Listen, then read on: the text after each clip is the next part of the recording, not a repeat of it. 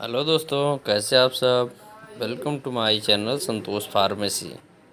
D pharma first year, chapter number 1, human anatomy and physiology.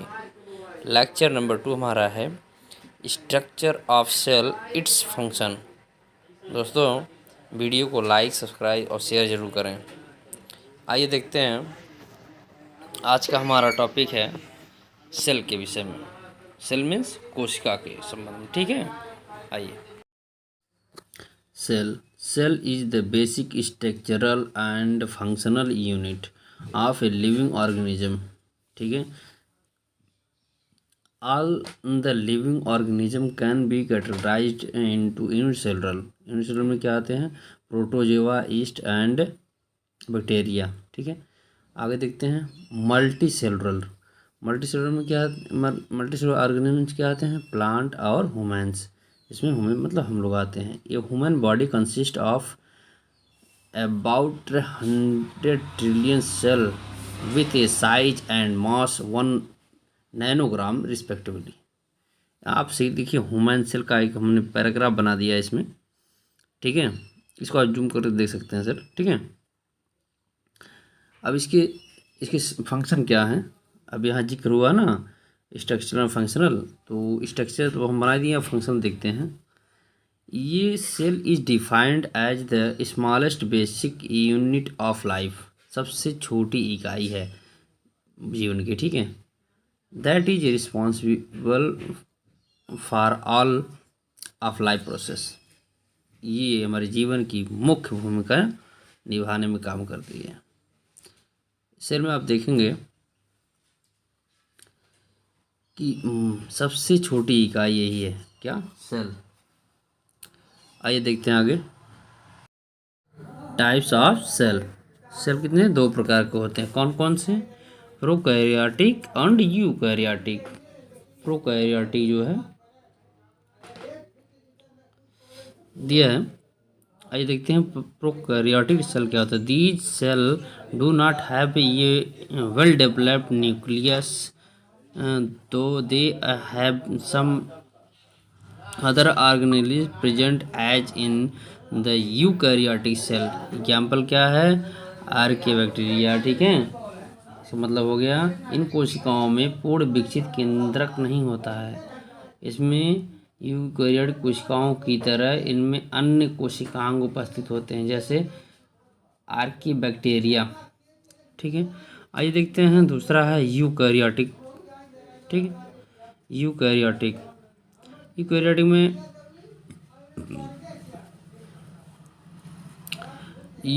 में these cell do not have the well developed nucleus and their organelles, for example plant, animal, etc. तो इसमें जो है इन कोशिकाओं में केंद्र पूर्ण विकसित होता है। ठीक है। तथा अन्य कोशिकांग उपस्थित होते हैं, उदाहरण के लिए पादप जंतु। ठीक है, प्लांट, एनिमल। ओके। ये cell perform the following function. मतलब एक कोशिका मुख्य रूप से क्या कार्य करती है। ठीक है, आइए देखते हैं। पहला है cell growth and metabolism. Cell growth इधर बाय इंक्रीजिंग इट्स नंबर और its size during the metabolism. Various anabolic and catabolic process. ठीक है। In catabolic process breakdown of complex, breakdown means तोड़ना, कॉम्प्लेक्स मीन्स जटिल, molecules within the cell of produce energy. ठीक है, किसी काम को लिए एनर्जी इकट्ठा करती है। Will during the anabolic process cell utilise energy to synthesis complex biomolecules and perform their biological function. ठीक है। कोशिकाएं या तो अपने आकार को या फिर अपनी संख्या को बढ़ाकर वृद्धि करती हैं उपापचय के दौरान, मतलब एनाबॉलिक प्रोसेस, उपापचय।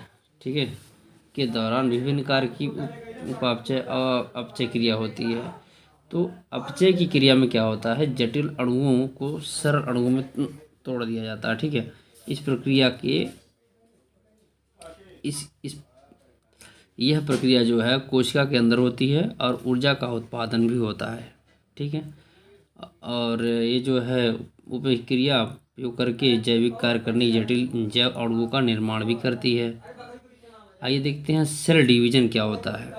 ठीक है, सेल डिवीजन का मतलब क्या होता है, कोशिका विभाजन क्या होती है। अब भाई उसके बाद कोशिका विभाजन ही आएगा। ठीक है, आइए देखते हैं।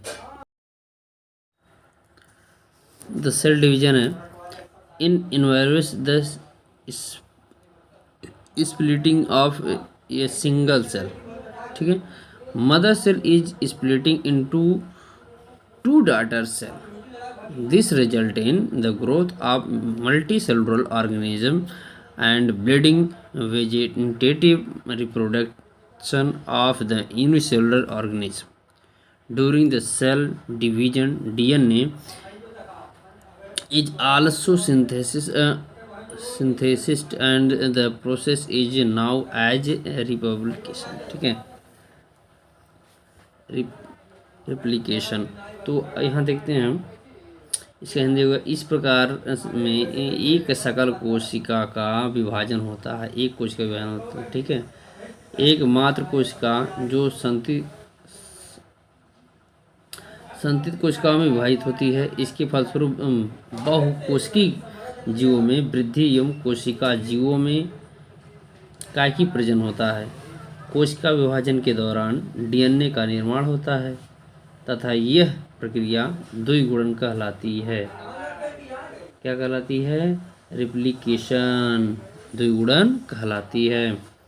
आइए देखते हैं प्रोटीन सिंथेसिस क्या होता है। Protein synthesis it occur within the cell by two major step, transcription and translation. मतलब हो गया, यह कोशिका के अंदर दो मुख्य पदों में होता है, अनुलेखन एवं अनुवादन। ठीक है, हम आगे आपको बताते चलेंगे, बने रहिए आप, बहुत मज़ा आने वाला इस चैप्टर में। ठीक है, और आपको एक ही अक्षर में सब खत्म हो जाएगा। ठीक है, आप देखते रहिए दोस्तों। वीडियो को लाइक, सब्सक्राइब और शेयर ज़रूर करें ताकि आप हमारी पहली जो भी वीडियो डालें आपको मिलता रहे। ठीक है, आइए देखते हैं डी क्या है। Molecule transport, the cell must be able to the care nutrient and other molecules to serve. मतलब एक दूसरे तक पहुंचाने में मदद करते हैं। ठीक है, ट्रांसपोर्ट मतलब आदान प्रदान करना, इससे nutrients, the cell must be able to care nutrients and other molecules to serve. ठीक, component of cell, a cell comprise of the following three basic components. वो कौन कौन थ्री बेसिक हैं? सेल मेम्ब्रेन्स, जिसे कोशिका कला कहते हैं। उसके बाद सेल मेम्ब्रेन्स हो गया। उसके बाद साइटोप्लाज्म, साइटोप्लाज्म को हिंदी में क्या कहते हैं? कोशिका द्रव्य। उसके बाद न्यूक्लियस होता है, न्यूक्लियस में क्या होता है? केंद्रक। आप दोस्तों इसको नोट करते चलिए। आगे देखते हैं क्या है। सेल मेम्ब्रेन या प्लाज्मा मेम्ब्रेन, इसी को कोशिका कला या प्लाज्मा झिल्ली कहते हैं। ठीक है, the cell membrane is a selectively permeable biological membrane allowing only certain substances to pass through it, act as in the barrier between the inner and outer surface of the cell। ठीक है, कोशिका झिल्ली एक चयनित पारगम्य जैविक झिल्ली होती है। एक कोशिका के ऊपर जो है एक बीज, फिर उसके ऊपर लेयर होती है, उस बीच में जो झिल्ली होती है, ठीक है, उसी को कहते हैं कोशिका झिल्ली। ठीक है ना, आइए देखते हैं क्या कहते हैं।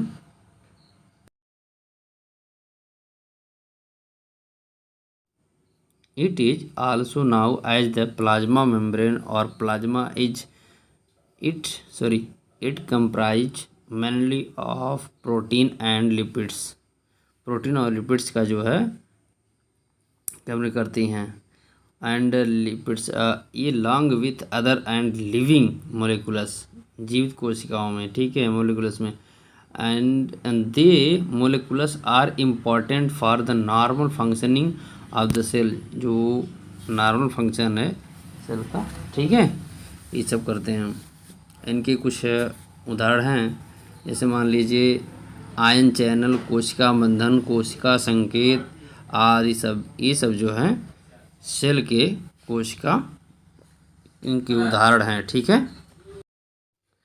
प्रॉपर्टी ऑफ सेल मेम्ब्रेन मतलब कोशिका कला के गुण। पहला गुण क्या है? It guards the cell against the external environment. ठीक है, मतलब यह कोशिका की बाहरी आवरण से सुरक्षा प्रदान करता है। It allow cellular transport between cell, यह कोशिकाओं के बीच कोशिकीय परिवहन के लिए उत्तरदायी होता है। ठीक है। तीसरा है it has transmembrane receptor binding the signal molecules which help in signal transaction and provide selectivity. मतलब इसमें जो संकेत अणुओं का बांधना, अणुओं को बांधना होता है, जो संकेत पारगम पर सहायता करता था, चयनित ग्राही को प्रदान करता है। आगे हम आपको बताएंगे। चौथा देखते हैं इट हेल्प इन रिकॉग्निजिंग एक सेल, यह एक कोशिका को पहचानने में सहायता करती है। पांचवा है it has binding site for the consist of the cytoskeleton present in the external environment. इस प्रकार बाहरी वातावरण में उपस्थित कोशिका कंकाल के घटकों के स्थान पर उपस्थित होती है। कहीं चोट हमें लग गया तो वहाँ जो है सेल वो घाव जो भर जाती हैं आराम से। ठीक है, इसका कहने मतलब ये हुआ। छठा क्या?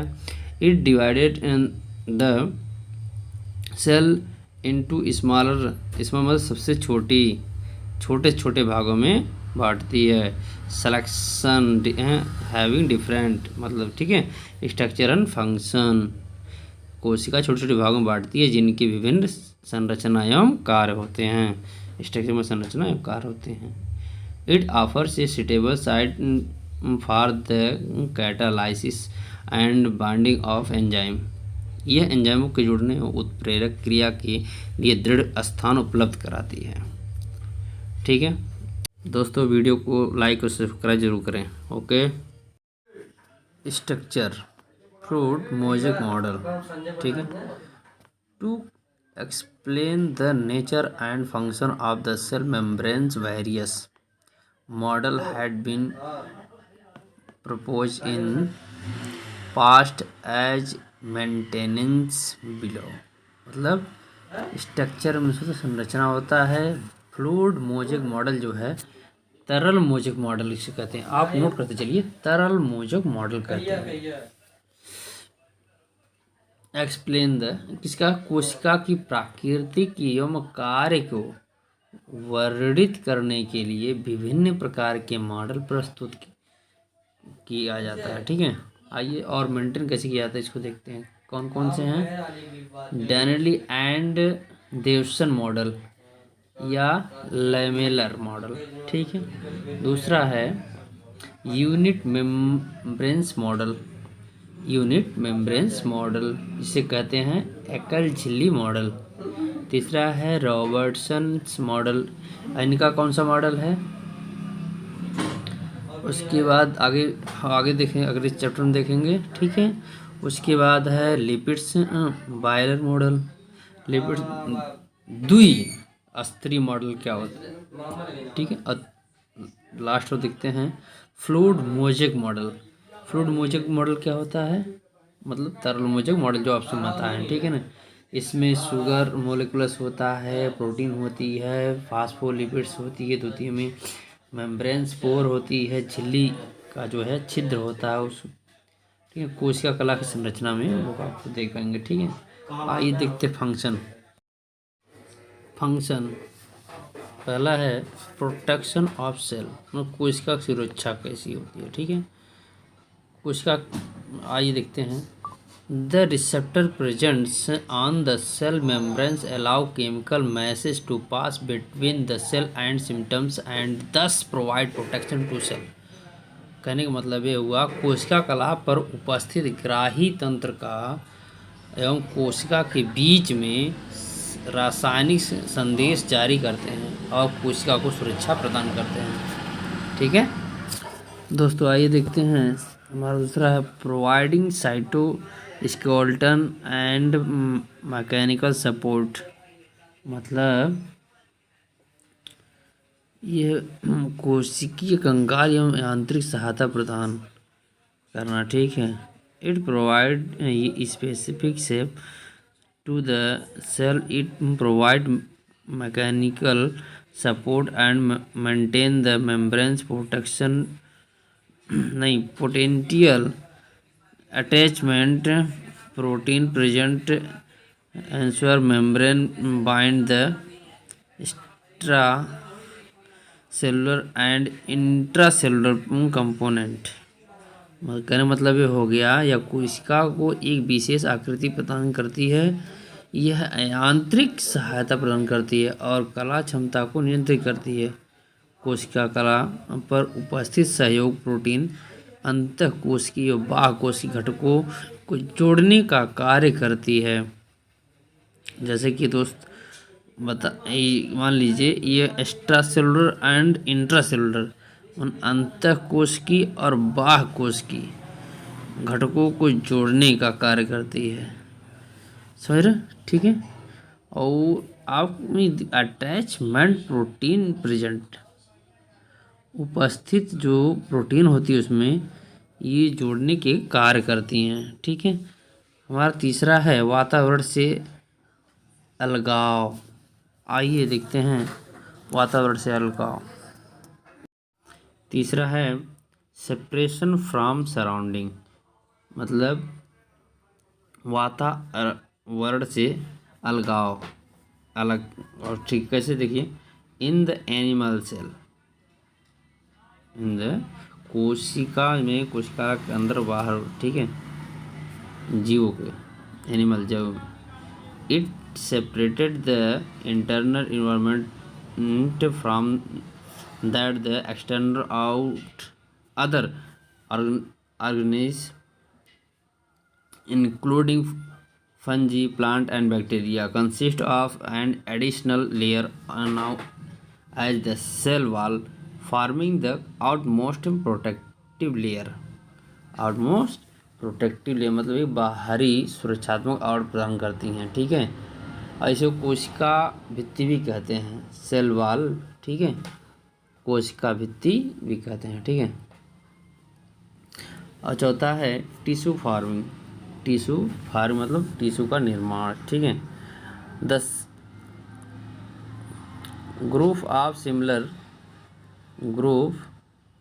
Similar cell together from tissues, समान कोशिकाओं का समूह तक का निर्माण करता है। ठीक है।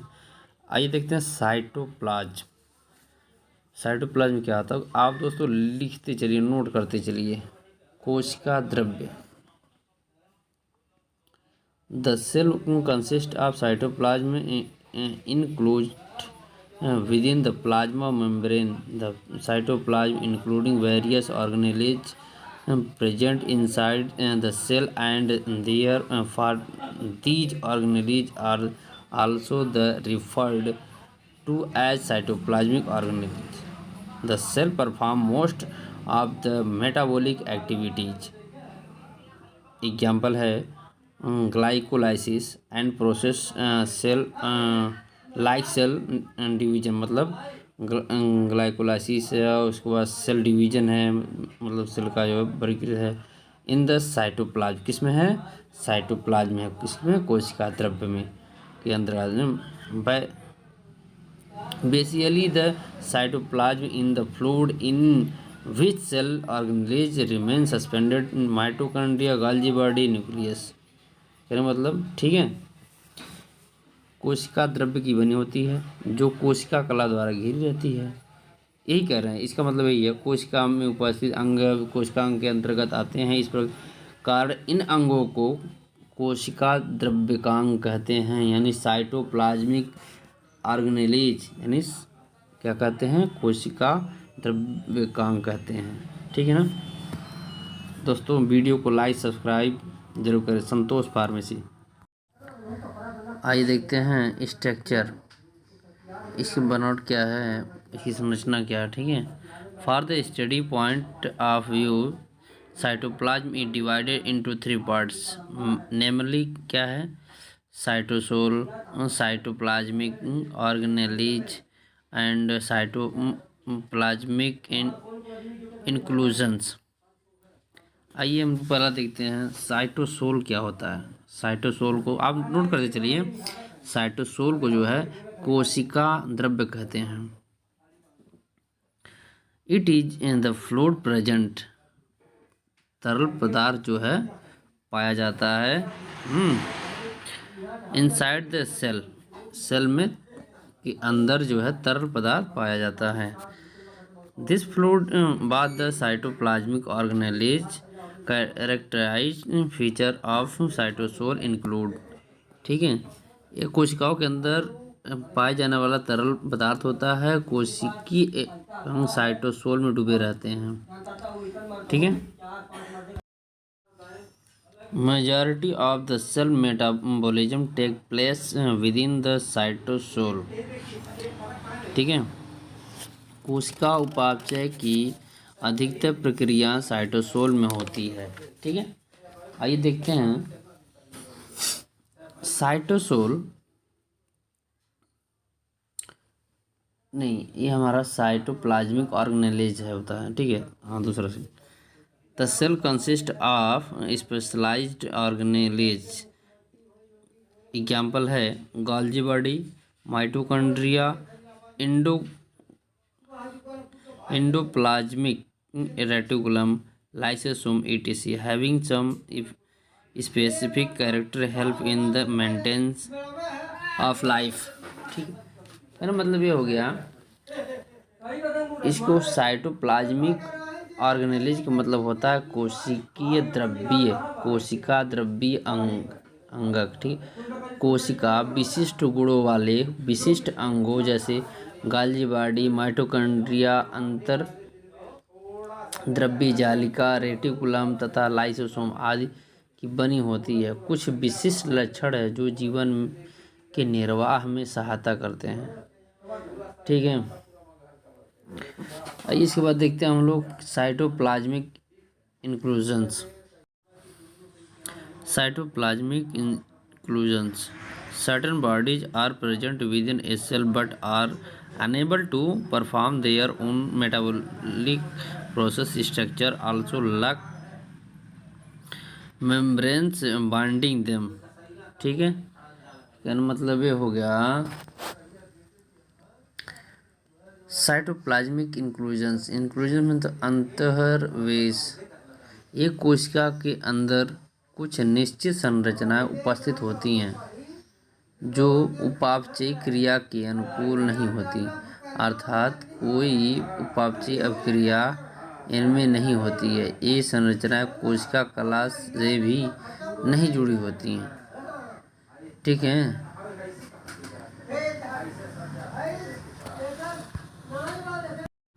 आइए देखते हैं इनके फंक्शन क्या हैं।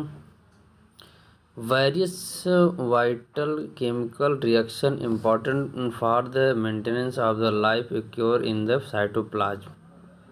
ठीक है, जीवन के लिए आवश्यक विभिन्न प्रकार की जैव रासायनिक अभिक्रियाएं कोशिका द्रव्य में होती हैं।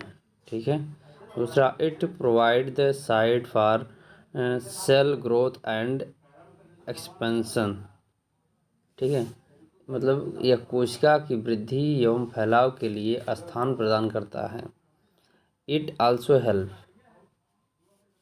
ठीक है, और it also help in the movement of several element within the cell. यह कोशिका के अंदर विभिन्न तत्वों की गति में सहायता करता है। ठीक है, आइए और देखते हैं आगे। Mitochondria, most of the eukaryotic cell contain membrane bound cell organelle called mitochondria। singular mitochondria, क्या कहते हैं, singular mitochondria having in the diameter ranging from 0.5 to 10 micrometer. Mitochondria are also now as the powerhouse of the cell because they generate adenosine triphosphate ATP, used as a source of chemical energy. Mitochondria are the chief source of energy in the cell. ठीक है, प्राय सभी eukaryotic कोशिकाओं में परतों से घिरा हुआ है कोशिकांग होता है जिसे माइटोकॉन्ड्रिया कहते हैं। ठीक है, सभी यूकैरियोटिक कोशिकाओं में एक परत से घिरा होता है जिसे माइटोकॉन्ड्रिया कहते हैं। इसका व्यास जो है 0.5 से 10 माइक्रोमीटर होता है। ठीक है, माइटोकॉन्ड्रिया को कोशिका का ऊर्जा घर भी कहा जाता है क्योंकि ये एडेनोसिन ट्राइफॉस्फेट यानी एटीपी का निर्माण करता है जो रासायनिक ऊर्जा का एक मुख्य स्रोत है। इसी कारण माइटोकॉन्ड्रिया कोशिका में ऊर्जा के मुख्य स्रोत होते हैं।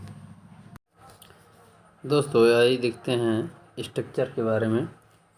तो माइटोकॉन्ड्रिया का स्ट्रक्चर जो है, ऊपर देखिए जो आपका लेयर है इधर, ठीक है, आंतर झिल्ली अंतराल बाह्य कक्ष जो लिखा ना, उसको ऊपर जस्ट बाह्य झिल्ली भी कहते हैं इसको, आउटर मेम्ब्रेन। ठीक है, माइटोकॉन्ड्रिया का और जो है, उसके बाद है आंतरिक झिल्ली आपको दिखाई दे ही रही है। उसके बाद जो हमारा ये टेढ़ा मेढ़ा जो यस आकार से बना हुआ है क्रिस्टी होती है। ठीक है, क्रिस्टी होता है माइटोकॉन्ड्रिया का जो।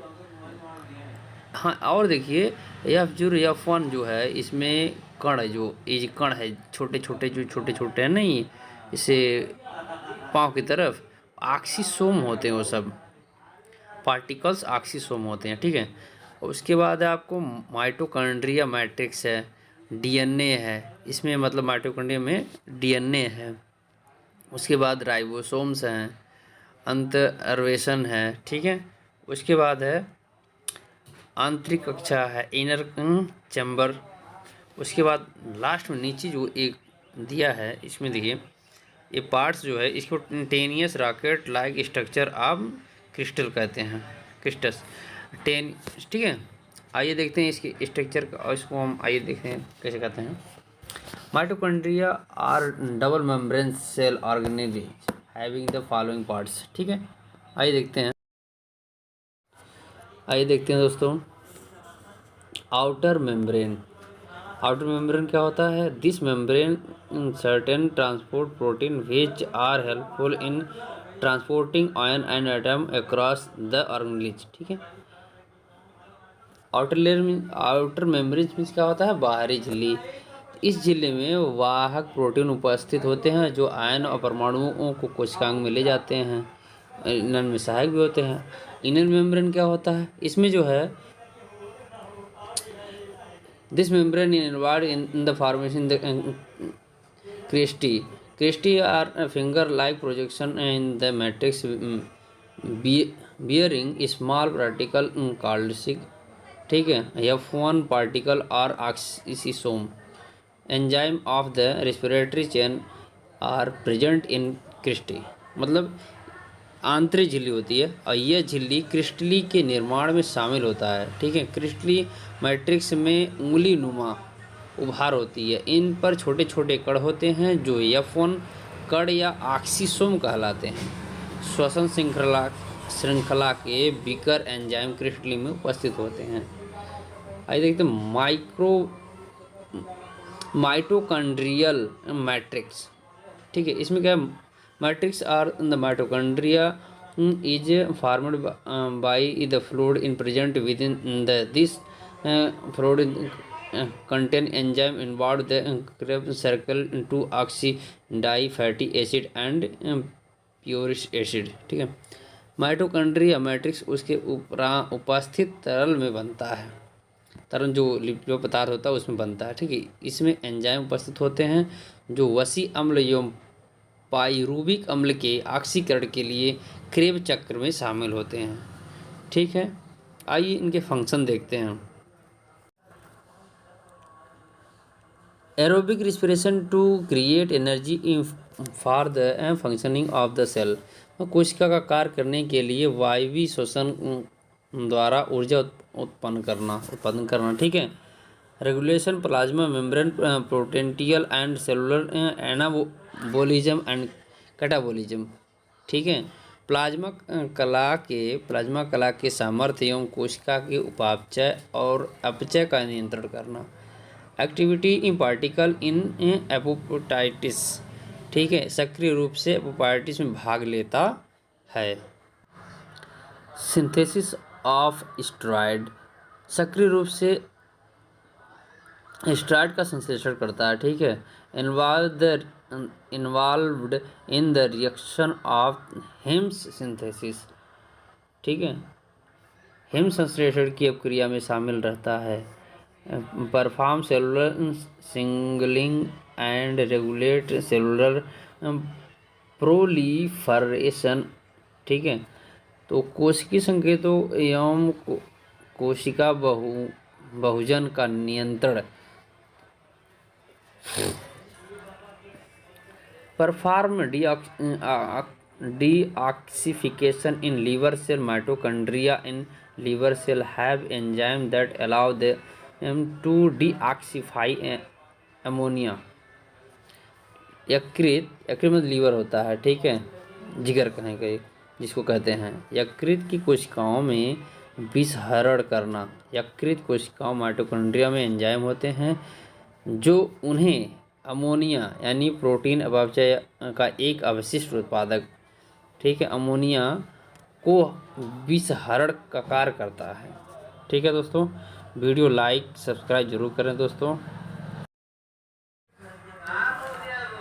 Golgi body, the Golgi body comprise of the of folded and comprise sac peeled upon each other. All the cell contain Golgi body, however, it is large in those cell facilitate the synthesis and export of protein via endoplasmic reticulum to the Golgi complex. These proteins are then enclosed into membrane-bound vesicles called secretory granule, which are started and when required moved to the plasma membrane by which the protein and exported. आइए इसके structure के बारे में देखते हैं हम। इसका मतलब ये हो गया, ठीक है। The Golgi body consists of membrane-borne sacs, ठीक है, stacks, ठीक है, called cisternae. Each cisterna consists of flattened membrane disc that carry Golgi enzyme. The cisternae stack comprise of the following four functional portion. आइए देखते हैं क्या है four functional portion क्या है। मतलब इस झिल्ली रचनाओं का समूह बना समांतर होती है जिसे सिस्टर्नी कहते हैं। प्रत्येक सिस्टर्नी चपटी व समतल झिल्लियों की बनी होती है जिसमें गाल्जी एंजाइम उपस्थित होते हैं। सिस्टर्नी इन्हीं चार प्रकार कार्यात्मक इकाइयों से बनी होती है, ठीक है। आइए देखते हैं। ये दोस्तों आपका रहा गाल्जी बॉडी का स्ट्रक्चर, ठीक है।